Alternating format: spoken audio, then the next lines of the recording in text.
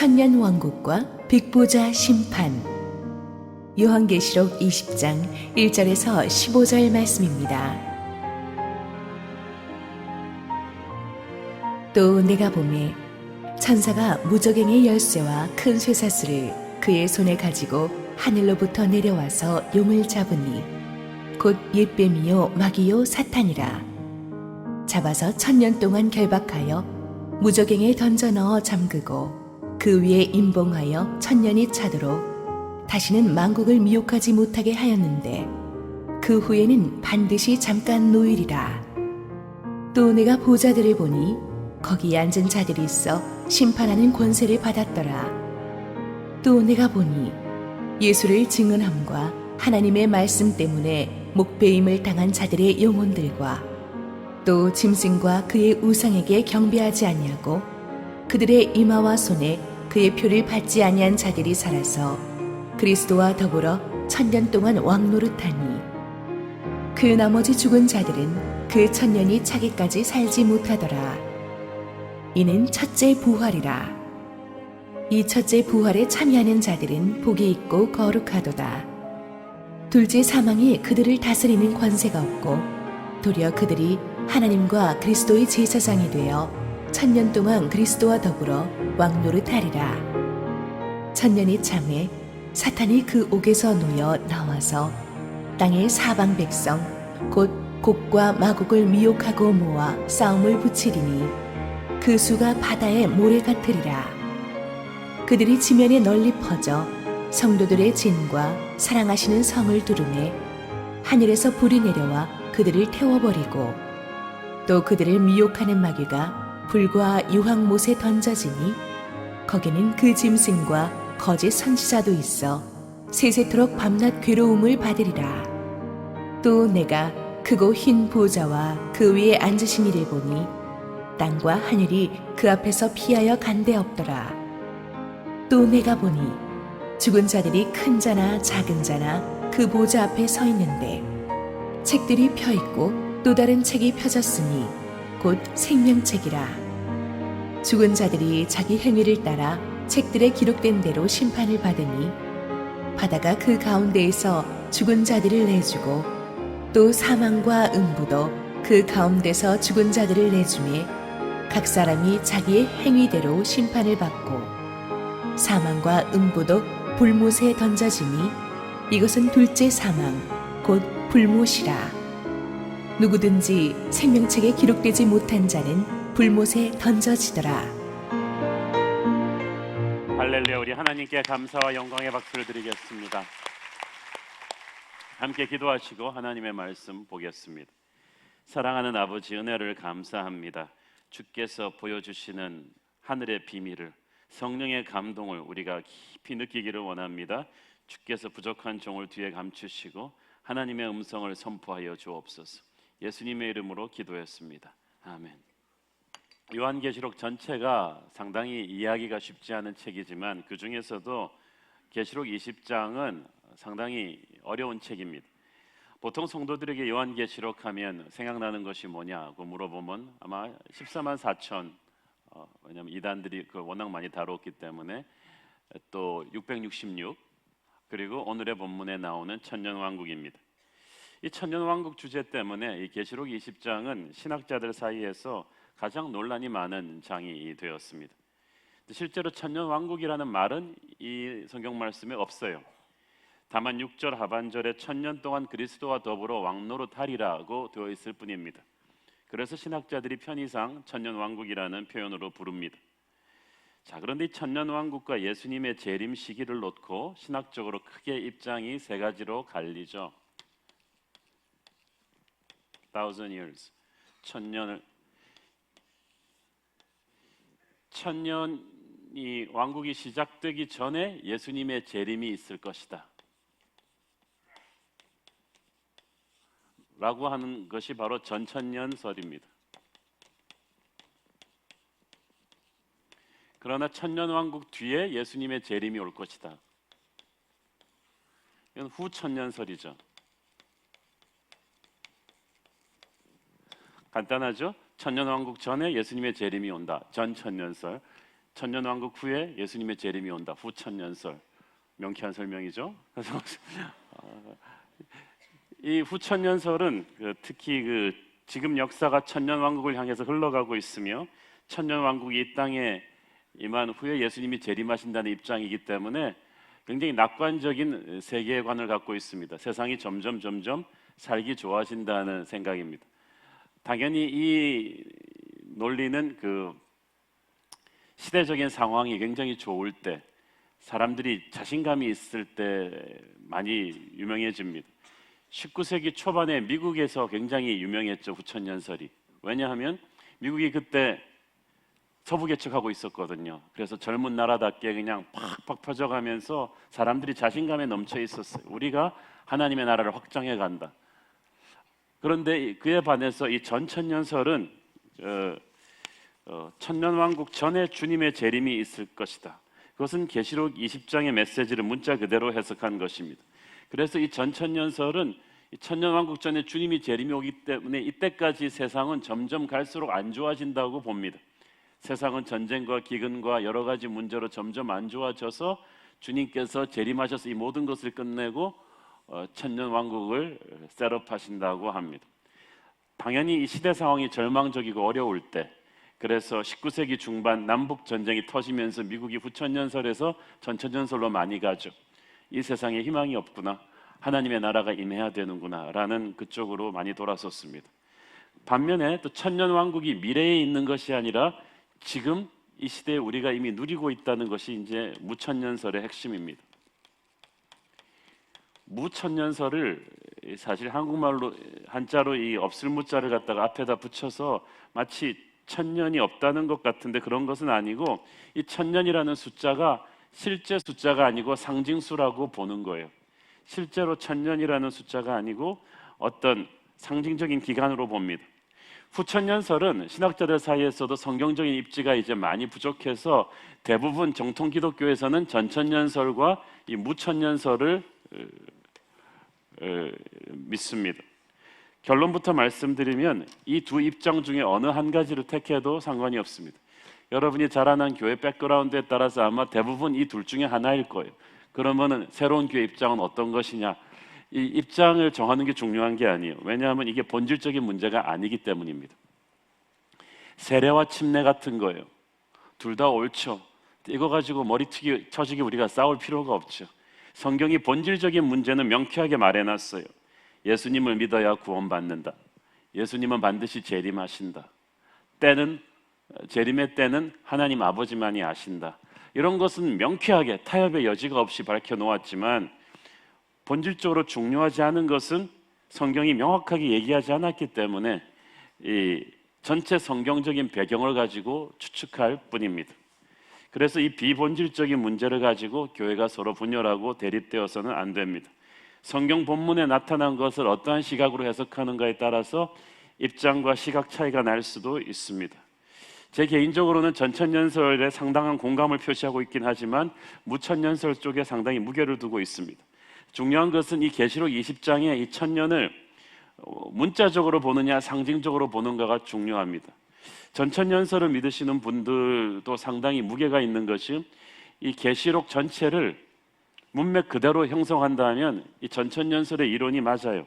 왜냐하면 계시록의 문맥상 오늘 지금 우리가 20장을 다루고 있는데, 이 17장, 18장에서 음료와 바벨론의 멸망, 이 세상의 멸망을 다루고 19장에서 어린 양의 혼인잔치와 백마를 타고 재림하시는 예수님의 재림의 모습을 다뤘거든요. 그러면 문맥의 순서상 20장에 천년왕국이 나오니까 천년왕국 전에 재림이 있는 게 당연하지 않느냐. 전천년설은 계시록을 문맥 그대로 문자 그대로 해석하면은 이게 너무 명확하지 않느냐고 주장합니다.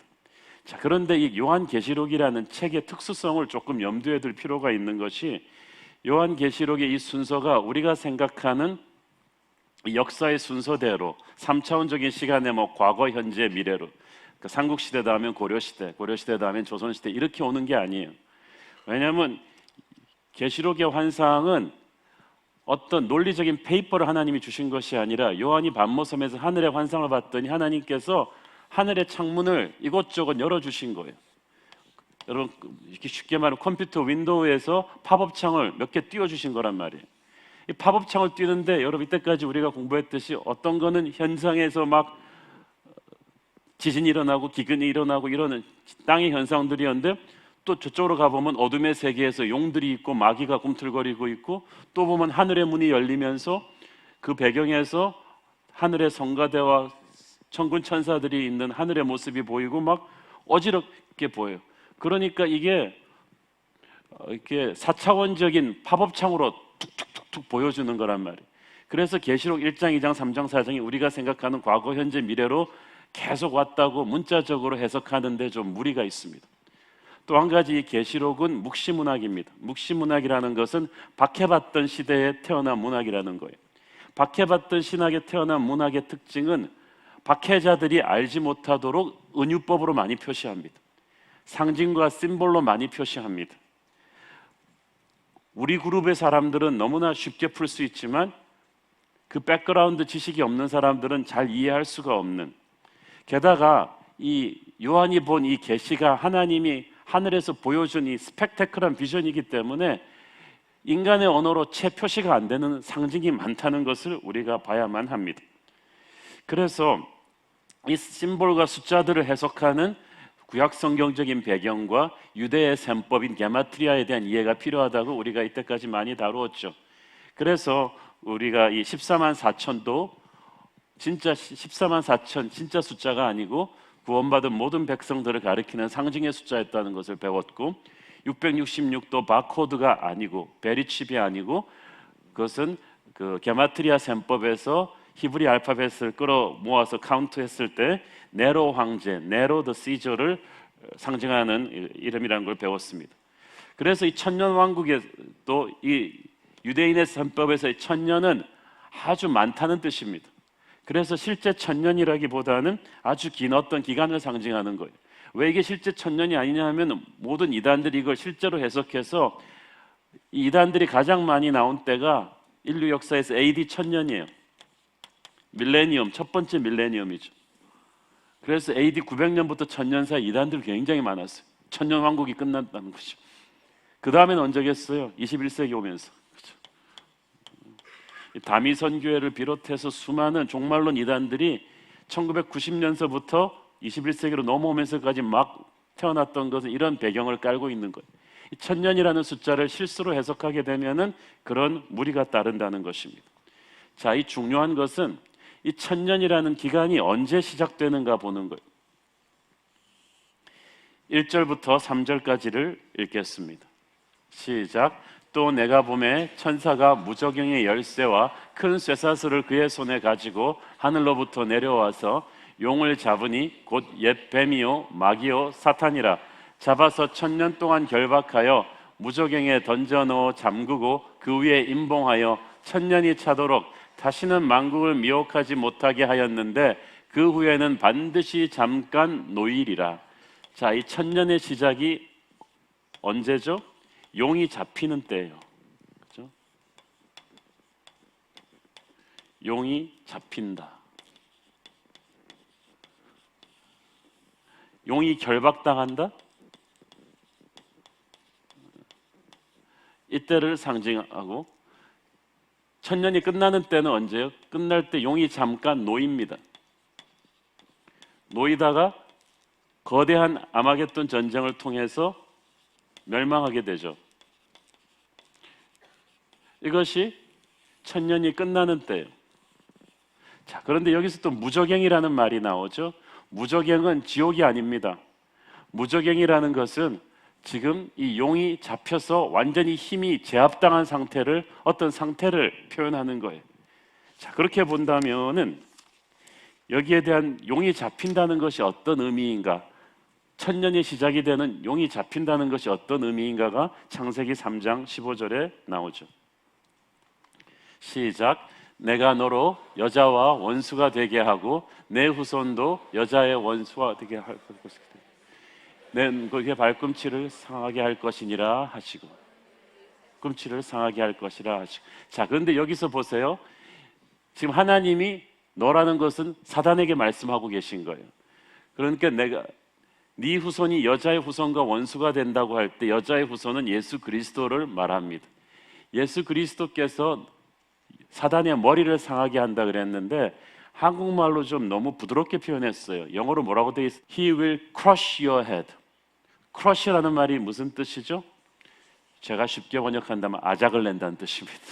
아주 그냥 부숴버린다는 뜻이에요. 상하게 하는 정도가 아니에요. 그리고 나서 너는 그의 발꿈치를 상하게 할 것이다. 사단이 예수 그리스도의 발꿈치를 상하게 한다는 것은 십자가 죽음이에요. 십자가 고난입니다. 그런데 그 십자가 죽음과 고난을 통해서 예수님은 사단의 머리를 부술 것이다. 치명타를 준다는 거예요. 십자가에서 예수님이 다 이뤘다고 하신 말씀의 파워가 바로 거기에 있어요. 어둠의 권세를 깨버린 거예요. 치명타를 때린 거예요. 인천 상륙작전을 통해서 한국을 침략했던 공산군은 치명타를 맞았어요. 노르만디 상륙작전을 통해서 나치 독일은 치명타를 맞았어요. 그 다음부터 전쟁은 이미 치명타를 맞고 간신히 비틀거리는 적을 이제 제압하는 그 승리를 완성시키는 전쟁이에요. 자, 그래서 첫 번째 이 시작, 천년의 시작은 바로 이 십자가예요. 부활이에요. 십자가 부활을 통해서 용이 치명타를 맞았어요. 어둠의 권세가 치명타를 맞고, 그러나 아직도 살아서 꿈틀거려요. 꿈틀거리다가 마지막 주님의 재림을 앞두고 다시 마지막 힘을 모아서 악의 군대를 모아요. 그래서 예수 그리스도께 대적하다가 전멸을 당하죠. 멸망당하는 그때가 이제 천년의 끝이에요. 그러면 이 천년이 아까 상징적인 숫자라고 했는데, 그러면은 예수 그리스도의 십자가 부활로부터 시작돼서 주님 다시 오실 때까지, 주님 재림하실 때까지 우리 교회가 살고 있는 시대, Church Age라고 하죠.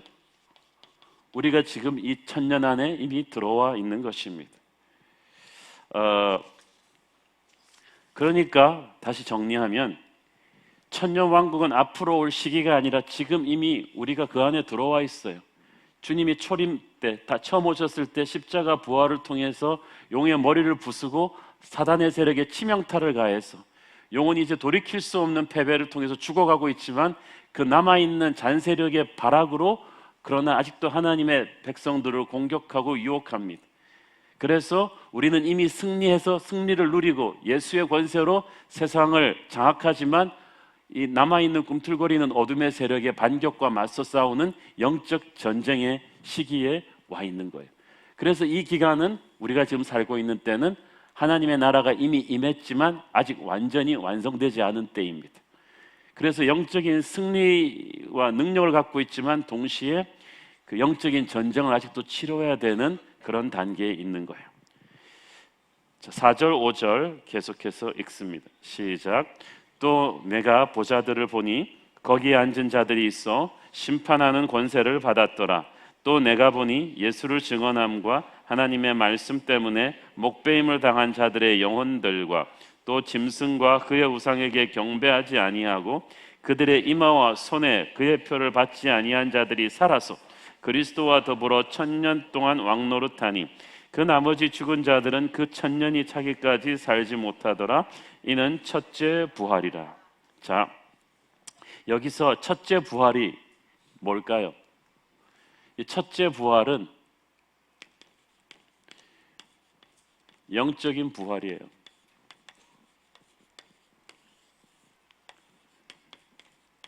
우리 성도들이 예수 그리스도의 십자가 복음을 듣고 거듭나게 될 때, 중생이죠. 이 거듭남의 사건을 첫째 부활이라고 해요. 이 첫째 부활을 체험한 성도들, 그리스도의 복음을 듣고 십자가로 거듭난 그 순간부터 우리는 왕같은 제사장이 되어서 그리스도와 더불어 이 교회 시대에 하늘의 능력을 누리고 세상을 다스리게 됩니다. 그래서 이 하늘나라가 먼데 있는 게 아니라 지금 이미 우리에게 임했어요. 이미 우리는 주님과의 교제를 통해서 하늘의 능력을 다운로드할 수 있는 존재가 되었습니다. 그렇지만 이게 쉽지는 않아요.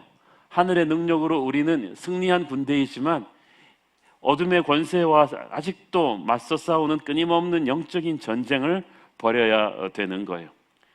자, 중요한 거는 이제 백보자 심판입니다. 11절 읽겠습니다. 시작. 또 내가 보니 크고 흰 보좌와 그 위에 앉으신 이를 보니 땅과 하늘이 그 앞에서 피하여 간데 없더라. 이 보좌가 크고 휘었다는 것은 심판주 하나님께서 깨끗하고 거룩하신 분이며 크신 분이란 뜻입니다. 12절을 보면은 큰 자나 작은 자나 할 것 없이 모두 이 심판대를 통과해야 된다는 거예요. 이 땅에서는 항상 큰 자, 작은 자가 갈라져요.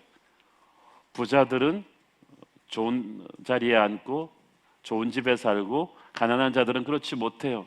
배운 자와 배우지 못한 자, 이렇게 막 갈라놔요. 그렇지만 하늘나라에서 모두가 공평한 거예요. 심판대 앞에는 다 통과해야 되는데, 감사하게도 하나님의 자녀들, 이 첫째 부활, 영적인 부활, 말씀을 듣고 거듭난 사람들은 이 심판을 두려워할 필요가 없다는 것입니다. 6절 같이 읽겠습니다. 시작. 이 첫째 부활에 참여하는 자들은 복이 있고 거룩하도다. 둘째 사망이 그들을 다스리는 권세가 없고 도리어 그들이 하나님과 그리스도의 제사장이 되어 1000년 동안 그리스도와 더불어 왕노릇하리라.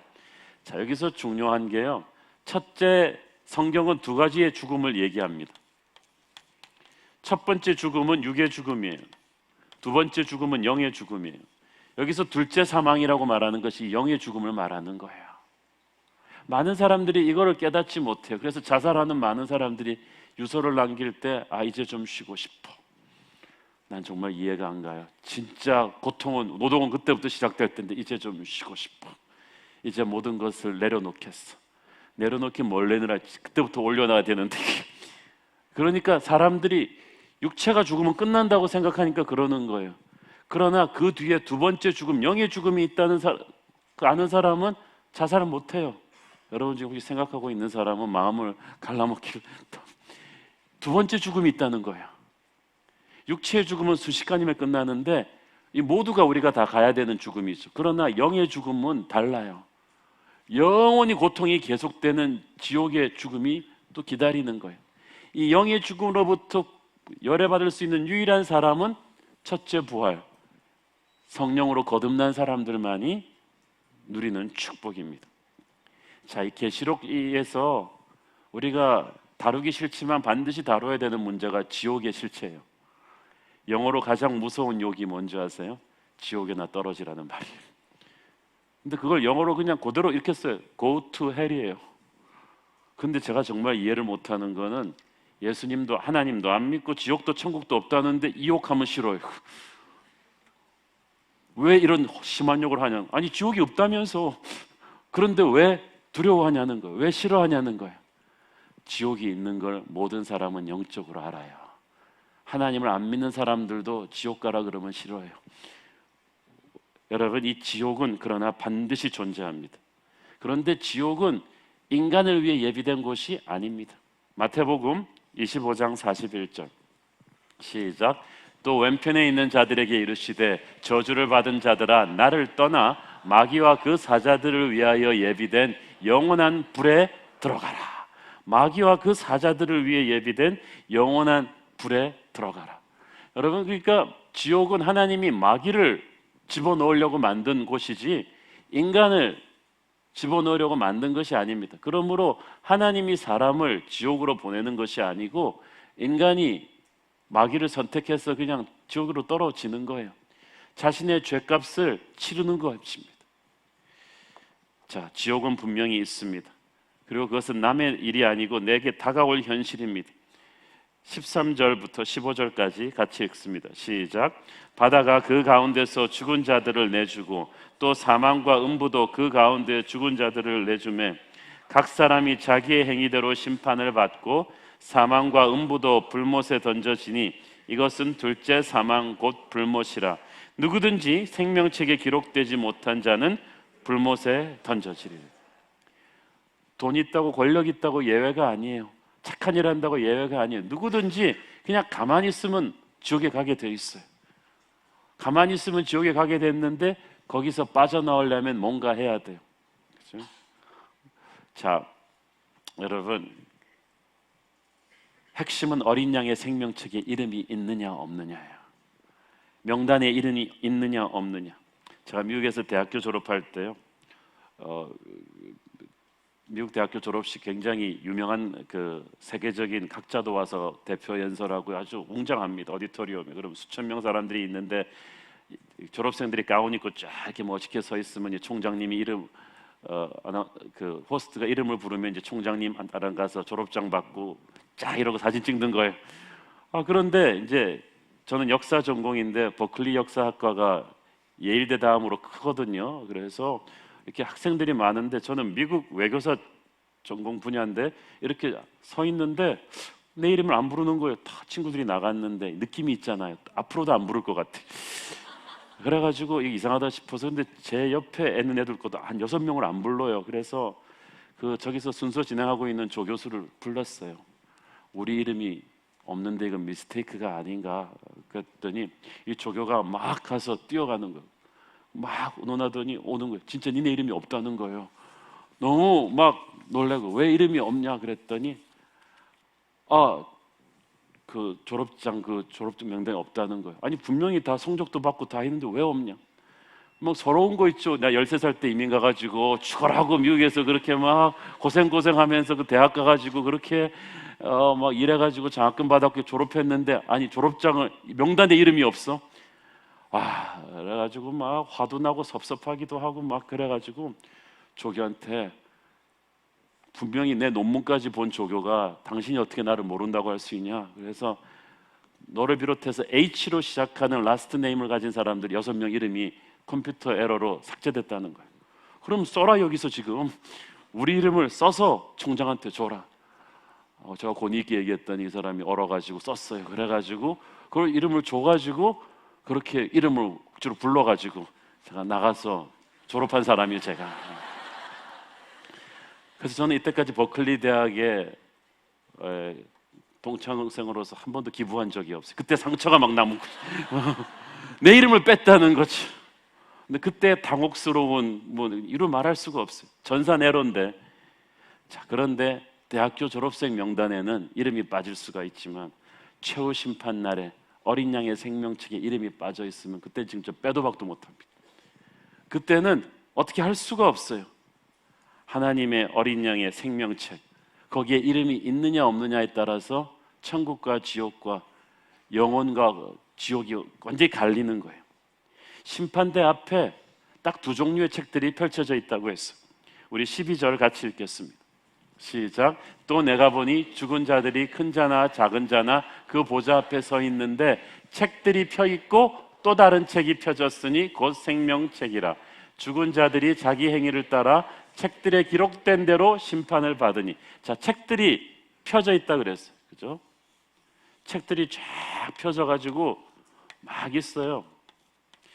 여러분 그 SF 영화를 보면은 이렇게 툭툭툭 아이언맨이 띄우는 그런 그 컴퓨터 스크린들 있잖아요. 천국은 그런 식으로 책들을 쫙 펼쳐놨는데 거기에 여러분 그 이름이 나오는 거예요. 안종원 그러면 사진 딱 뜨고 그다음에 배우자 이렇게 이름 쭉쭉쭉쭉 하면서 태어날 때부터 지금까지 했던 모든 죄악들이 다 써 있는 거죠. 그것만 쓴 게 아니라 마음속에 생각한 죄악까지도 다 또 생생한 HD 천국 BOD 영상으로 그냥 쫙. 이게 사단의 검찰 조사 기록이에요. 빼도 박도 못합니다. 이 행위대로 모든 사람은 심판받게 돼 있어요. 그런데 다행히 그 옆에 어린 양의 생명책이 펴져 있다는 거예요. 이 기록은 반박 못합니다. 다 사실이에요. 유일한 소망은 어린 양의 생명책에 이름이 옮겨져 있는 거예요. 여러분, 우리 모두는 아담의 후손으로 원죄를 가지고 태어났습니다. 그 말은 우리 전부 다 여기 있었다는 거예요. 그런데 어떤 계기로 어떤 순간에 이 이름이 일로 옮겨온 거예요. 처음부터 여기서 태어난 사람은 없어요. 여기 있었는데 어떤 사건으로 여기 옮겨진 거예요. 어떤 사건으로 여기 옮겨졌을까요? 요한복음 5장 24절 시작. 내가 진실로 진실로 너희에게 이르노니 내 말을 듣고 또 나 보내신 이를 믿는 자는 영생을 얻었고 심판에 이르지 아니하나니 사망에서 생명으로 옮겼느니라. 아멘. 교회를 다니면 옮겼느니라? 아니에요. 예수 잘 믿는 아내가 있으면 옮겼느니라? 아니에요. 내 말을 듣고 믿는 자는 사망에서 생명으로 옮겼느니라. 여러분, 영의 눈이 있다면 이건 엄청난 것입니다. 어느 순간에 내가 이 사망의 리스트에 살생부에 있었는데 어느 순간에 그 이름이 마술처럼 스르륵 사라지고 어린 양의 생명책에 확 있는 거예요. 사탄은 기겁을 할 노릇입니다. 분명히 검찰 조사 다 끝냈는데 이름이 없어. 사라져버렸어. 변호인 예수님이 십자가의 핏값을 지르시고 일로 다 옮겨버리신 거예요. 할렐루야. 그것이 구원의 감격입니다. 그래서 주님께서도 막 사역 많이 하고 아우리시 갔다 와서 막 자기들이 귀신도 쫓고 병도 낫게 하고 신나게 자랑하는 제자들에게 그게 중요한 게 아니에요. 진짜 중요한 건 따로 있어. 누가복음 10장 20절 시작. 그러나 귀신들이 너에게 항복하는 것으로 기뻐하지 말고 너희 이름이 하늘에 기록된 것으로 기뻐하라 하시니라. 아멘. 성경은 계속 이 얘기해요. 바울이 동역자들 이야기할 때 뭐라고 하는지 아세요? 그들도 나와 함께 생명책에 있느니라. 이게 중요한 거예요. 저는 여러분이 교회 다니는 사람이 아니라 예수의 복음을 듣고 거듭나서 생명책에 이름이 기록된 천국 동지들이기를 바랍니다. 그게 천국 패밀리가 되는 거예요. 저는 오래전에 15년 전에 아직도 주마등처럼 스쳐가는 하나의 기억이 있습니다. 제가 아는 집사님 한 분이 목사님 우리 병원 신방 중요한 거 하나 가야 돼요. 너무나 중요한 거라 그래서 제가 평소에 은혜를 많이 입었던 친한 집사님이라서 같이 착 차를 타고 가는데 가면서 얘기를 들었어요. 사실은 우리 오빠예요. 우리 오빠인데 그 오빠가 대전에 그 종갓집 장손이래요. 그래가지고 본인은 서울에 가서 공부도 하고 취직도 하고 싶었지만 종갓집 장손으로서 집안도 지키고 동생들 공부시키느라고 서울에 못 왔다는 거예요. 그래서 오빠가 고생해서 다 자기들 학비되고 그래서 동생들은 다 성장했는데 오빠가 이제 60이 다 돼가지고 최근에 병원에 갔는데 말기암이 걸려서 한 달밖에 못 산다는 거예요.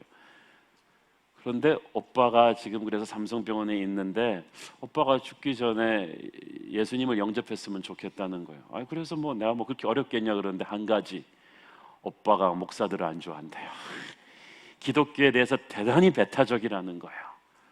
무슨 상처가 있는지 굉장히 복음에 거부하고 믿는 자기도 좀 핍박하고 막 그래가지고 힘든데 그래도 목사님 상처받지 마시고 오빠를 불쌍히 생각하셔서 좀 전도해서 예수를 영접하게 해달라는 거예요.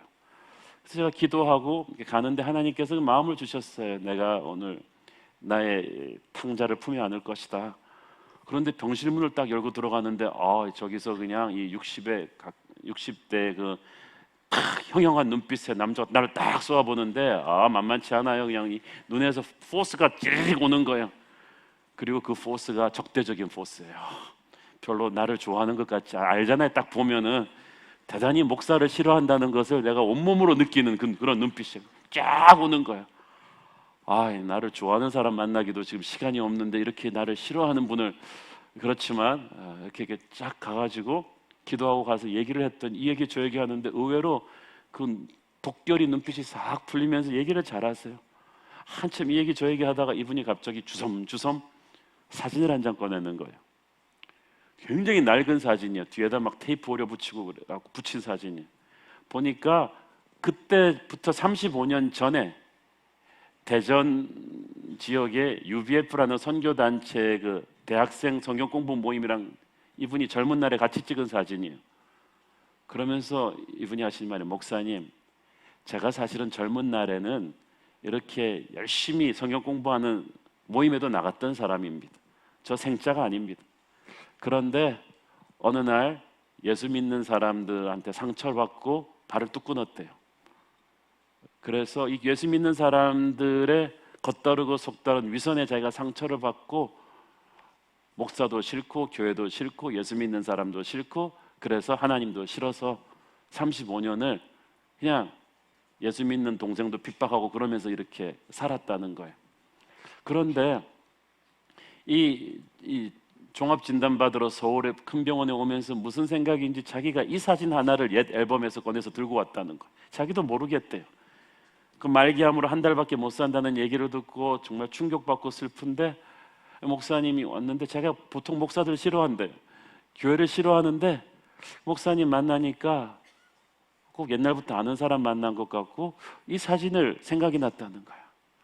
이 사진을 딱 보면서 그 설명을 해주는데 저한테 딱 클릭이 되는 거예요. 그래서 그 사진 딱 놓고 그분 손을 딱 잡고, 선생님 바로 이겁니다.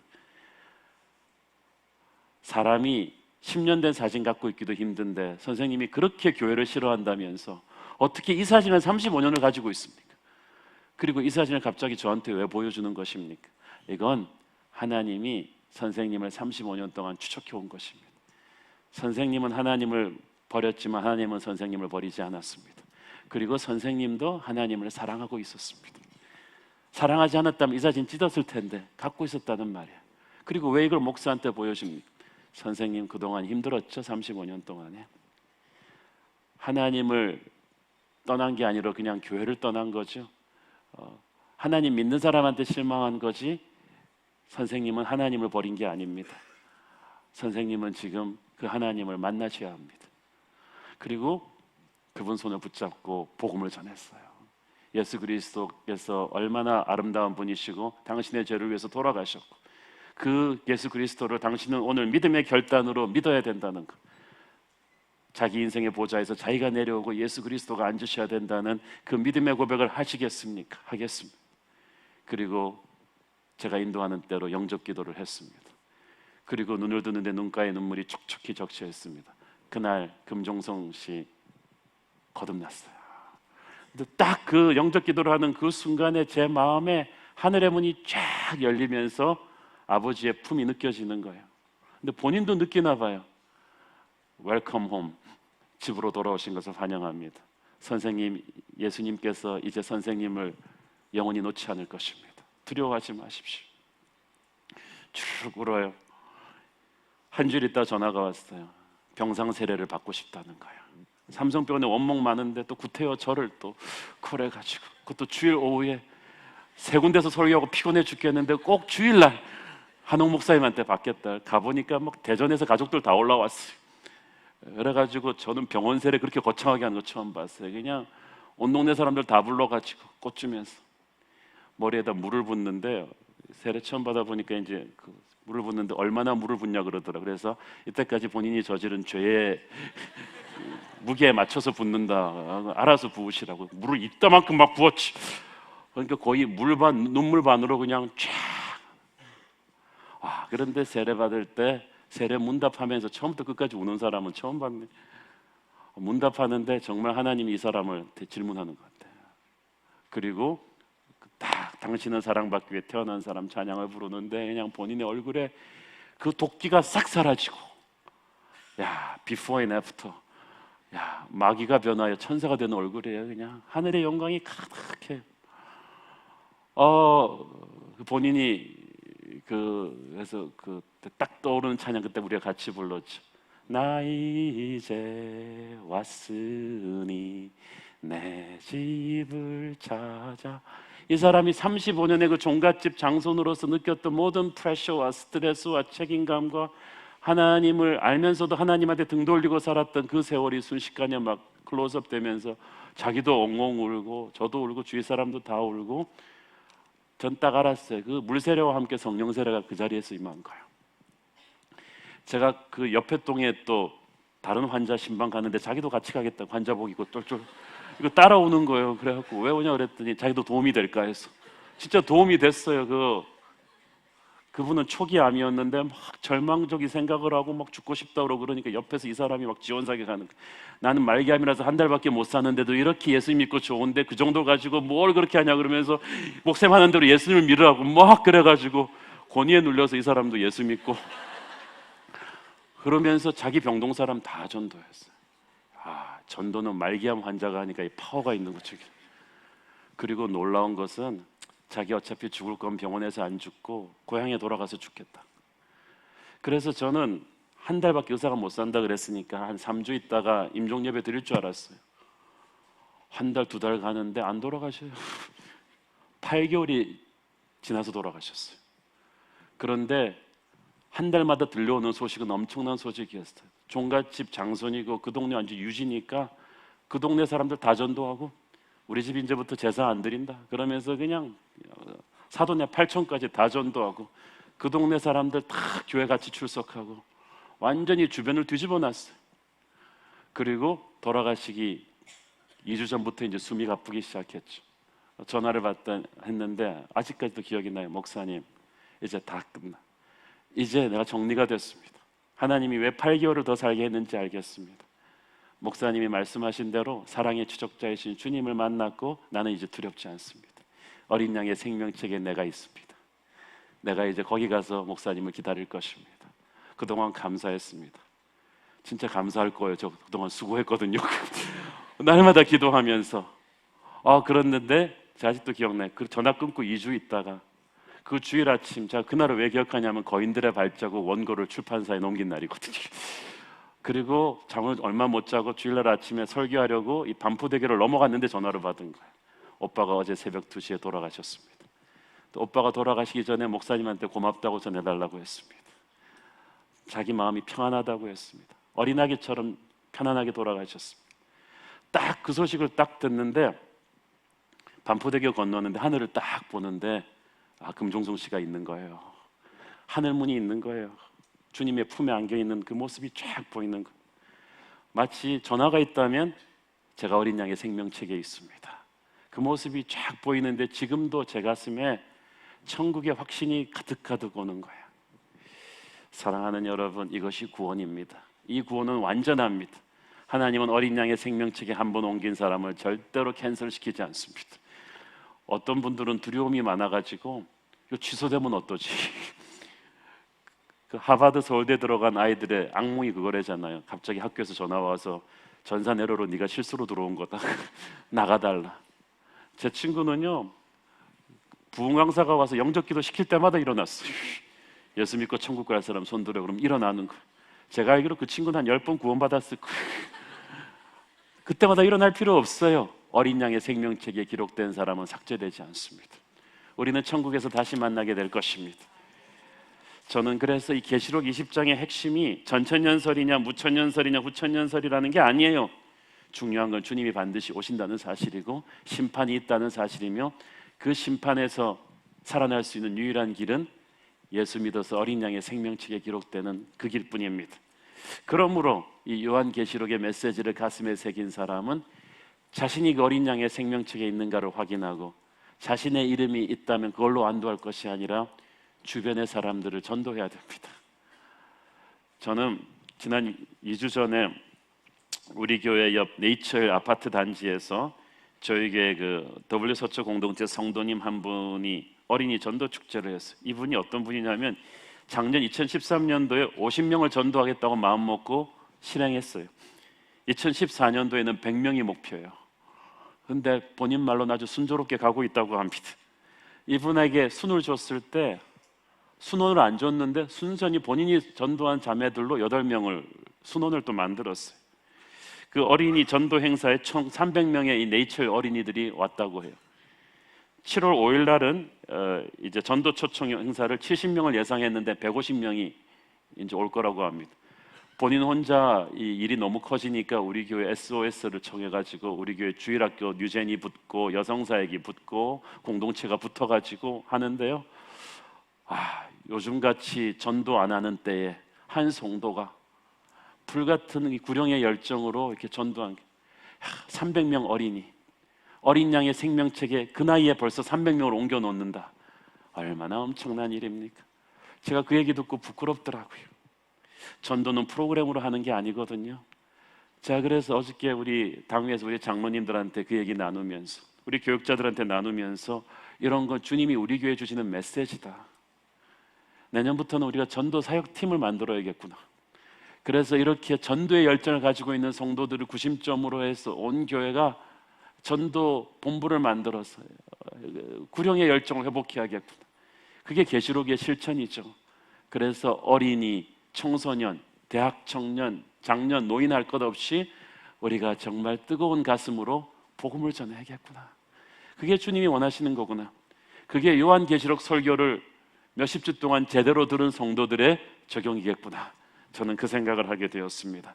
마지막 시대에 온 세상을 향해서 복음 전하는 저와 여러분 되기를 축원합니다. 기도하겠습니다. 사랑하는 아버지, 은혜를 감사합니다. 우리는 마지막 날이 가까워옴을 알고 있습니다. 그런데 왜 우리는 이렇게 전도에 게으른 것입니까? 하나님, 우리 새로운 교회 성도들, 목회자들 가슴에 구령의 열정이 다시 회복되게 하여 주셔서 주변에 복음을 모르는 잃어버린 영혼들에게 하나님의 말씀 전하게 하여 주옵소서. 예수님의 이름으로 기도했습니다. 아멘.